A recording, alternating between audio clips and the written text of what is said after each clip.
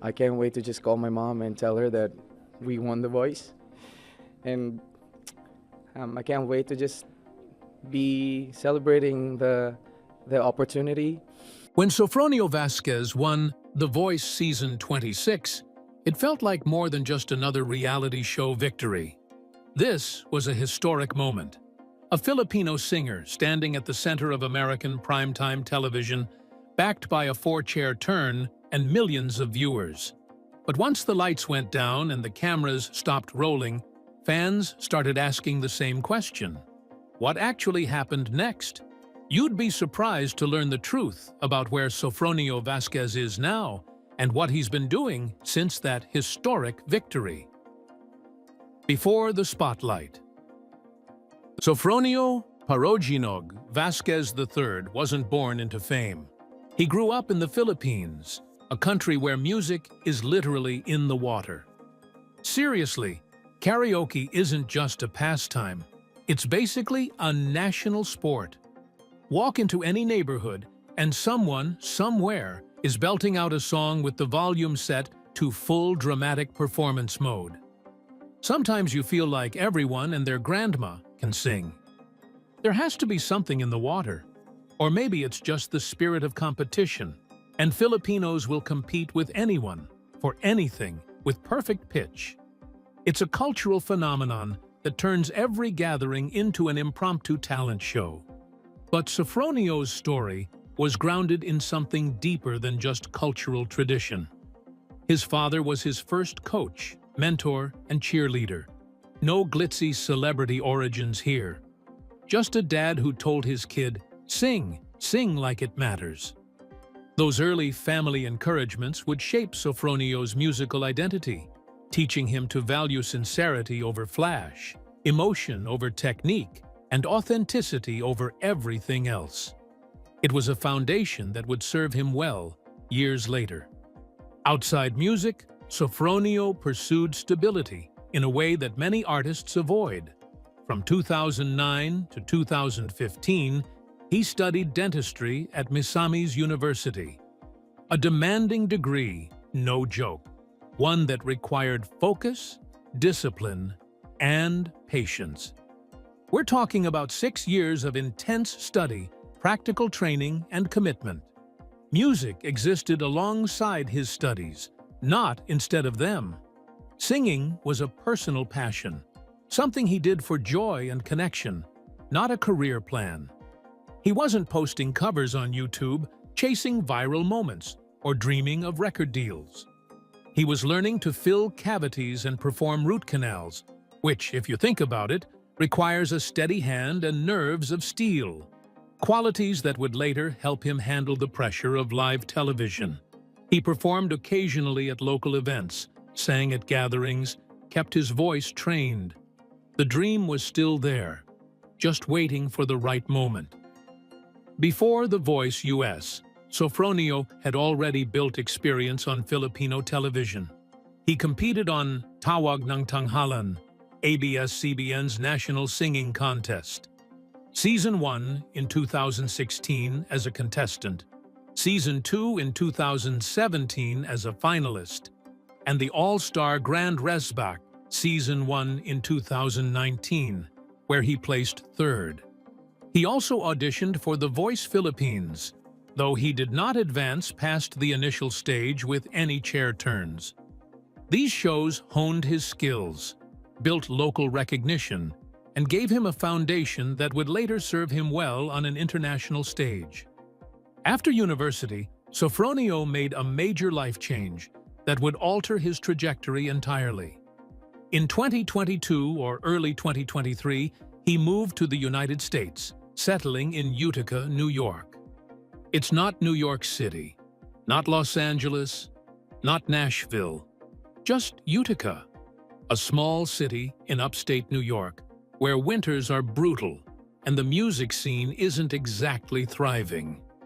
Here, he continued in the dental field, working as a dental assistant.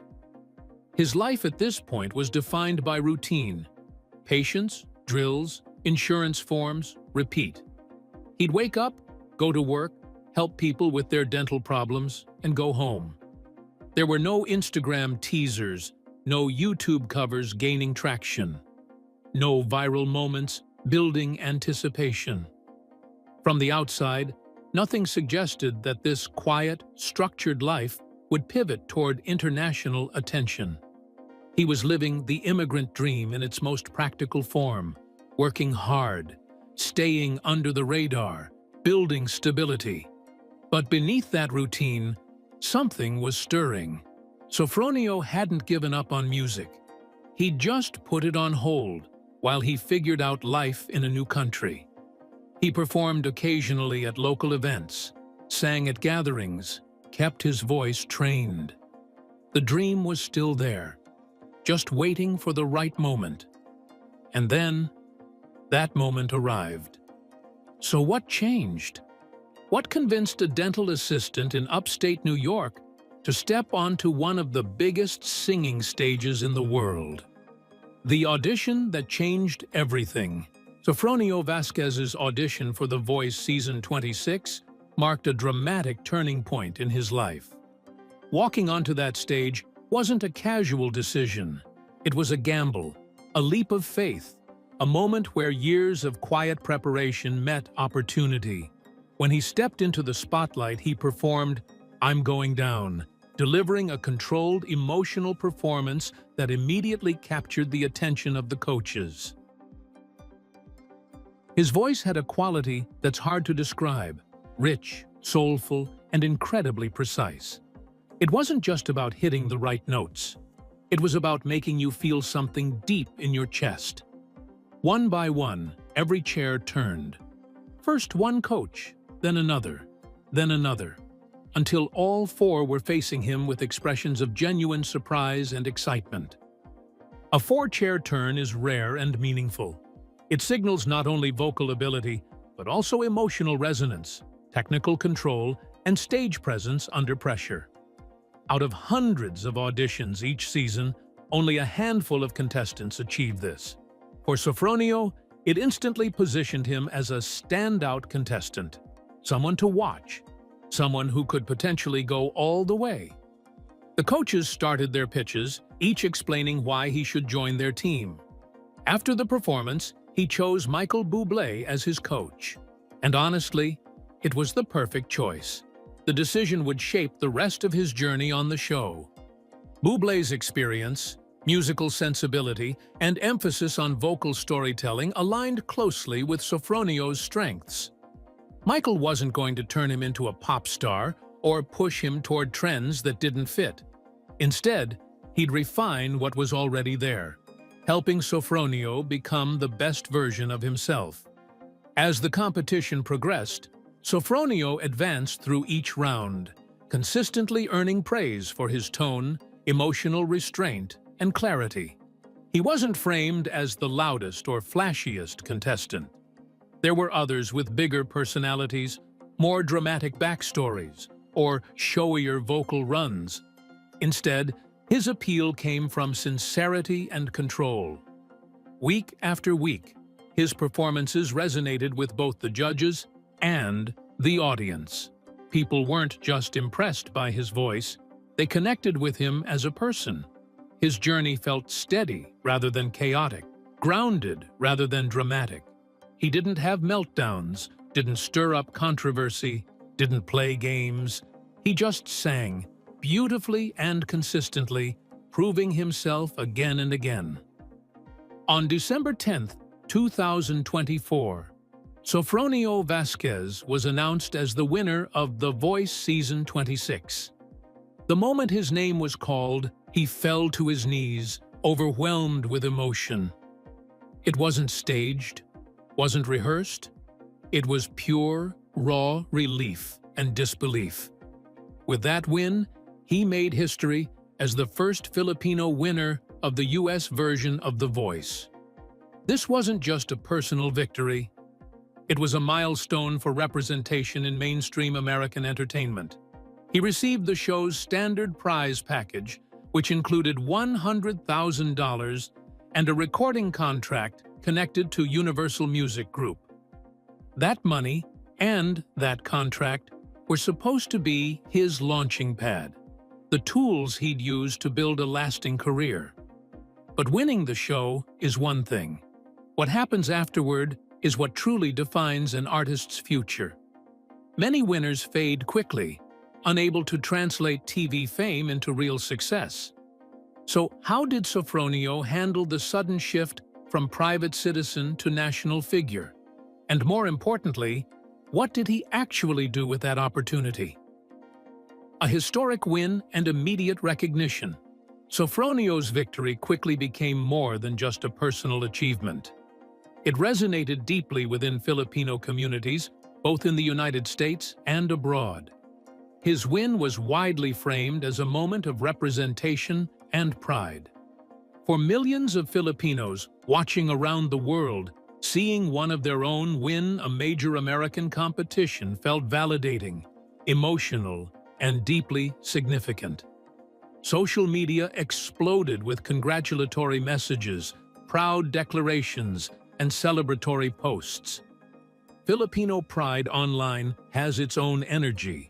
You haven't experienced fandom until you've seen a comment section explode with "First Filipino winner" in multiple posts simultaneously, each more enthusiastic than the last. It's beautiful, chaotic, and absolutely overwhelming. In January 2025, Sofronio returned to the Philippines for a courtesy visit to Malacañang Palace in Manila, the official residence of the Philippine president. There, he performed for President Ferdinand Bongbong Marcos Jr. and the First Lady. This wasn't just a random meet and greet, it was symbolic, a public acknowledgement of his achievement and what it meant for the country. The visit was captured in photos and videos that circulated online, further cementing Sofronio's status as a cultural figure, not just a TV winner. Online rumors can be wild. Some claimed he received a Philippine Senate resolution honoring his achievement, but there's no verified evidence of that. The Malacañang visit stands as the confirmed recognition. Still, it was meaningful. For a man who had just left his quiet, private life in Utica, this moment signaled his new status. Not just a reality show champion, but someone who represented something bigger: hope, perseverance, and Filipino excellence. Fans online went a little wild. Threads praised him, shared video clips, analyzed his performances, and expressed overwhelming pride. People who had never watched The Voice before suddenly became experts on his entire journey, rewatching his audition, his performances, his victory speech. This moment was only the beginning. Sofronio's next step would define whether he could translate TV fame into a sustainable career, something that eludes most reality show winners. From television winner to touring artist. Rather than vanish or retreat into obscurity like so many reality show winners before him, Sofronio hit the road, and not just for a few "hey, look at me" gigs. From March through October 2025, he performed across 20 confirmed dates spanning the United States, Canada, Dubai, and the Philippines. That's not a light schedule. That's commitment. That's an artist who understands that winning a TV show is just the beginning, not the finish line. And touring? Don't let anyone tell you it's glamorous. It's grueling, exhausting, and humbling. Think early morning flights that feel like punishment, hotels with questionable Wi-Fi that makes you question if you're still in the 21st century. And yes, sometimes the local cuisine is adventurous in the worst way, leaving you staring at your plate and silently asking, "Did I just eat this, or did it eat me first?" There's jet lag, sound checks that run too long, technical difficulties that make you want to scream, and fans who mean well but don't understand that you need sleep, like, desperately. But here's the thing. These shows weren't just photo ops or checkboxes for a post-voice resume. They were Sofronio's chance to meet the people who actually watched him on TV, the fans who had been glued to the screen, voting for him, cheering for him, shouting at their phones in perfect karaoke harmony. A solo concert in Cebu City early that year was his grand debut performance in the Philippines as a voice champion. The venue was packed, the energy was electric, and Sofronio got busy reminding people why karaoke was never really optional in the first place. He performed multiple times across the Philippines during this tour period, Manila, Cebu, and other cities. And each show was a little reminder that, yes, he can actually sing. And no, his voice performances weren't flukes or studio magic. This was the real deal, night after night, city after city. Touring is the ultimate test for reality show winners. It asks the question nobody really talks about during the confetti and champagne. Can you survive life on the road without losing your mind or your voice?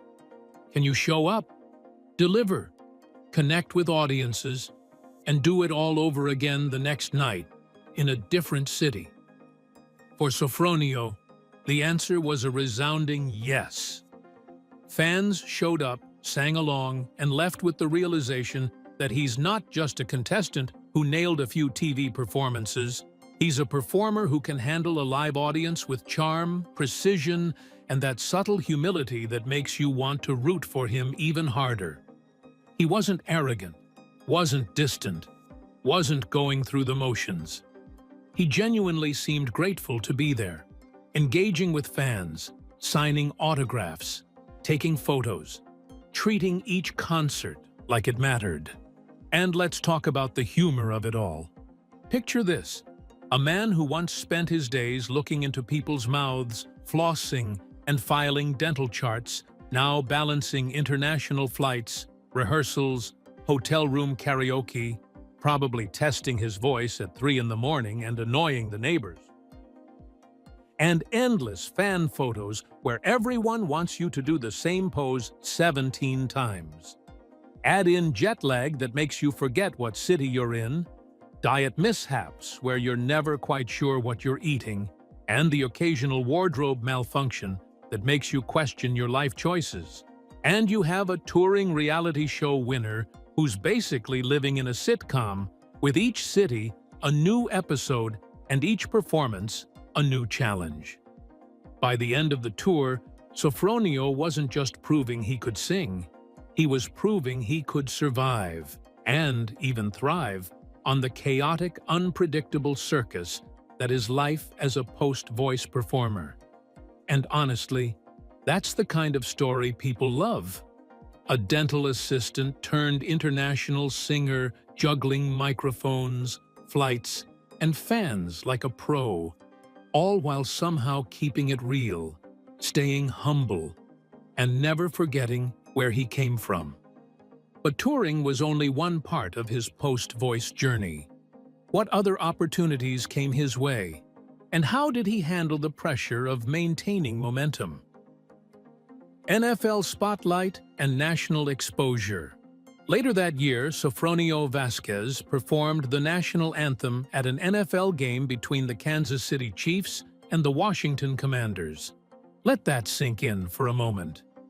The NFL, one of the biggest sports leagues in the world, with millions of viewers tuning in, massive stadium crowds, and a performance slot that's been filled by everyone from Whitney Houston to Lady Gaga. This wasn't a small local gig or a charity event tucked away somewhere. This was prime-time mainstream American exposure at its finest. National anthem performances at major sporting events are often reserved for artists who have achieved a certain level of recognition and credibility. You don't just show up and sing the anthem at an NFL game. You have to be vetted, trusted, and proven. The appearance placed Sofronio in front of a massive audience beyond the typical music competition viewership. People who had never watched The Voice, who had no idea who he was, suddenly heard his voice echoing through a stadium, powerful and clear. The performance reinforced his ability to operate comfortably in high-pressure mainstream settings. Singing the national anthem is nerve-wracking. You're not just performing a song, you're performing the song, the one that carries weight, patriotism, and expectations. Mess it up, and people will remember. Nail it, and you earn respect. Sofronio nailed it. The performance was smooth, respectful, and delivered with the kind of vocal control that reminded everyone why he won The Voice in the first place. It also showed that his career trajectory wasn't limited to music-specific spaces. He wasn't just singing at clubs or music festivals.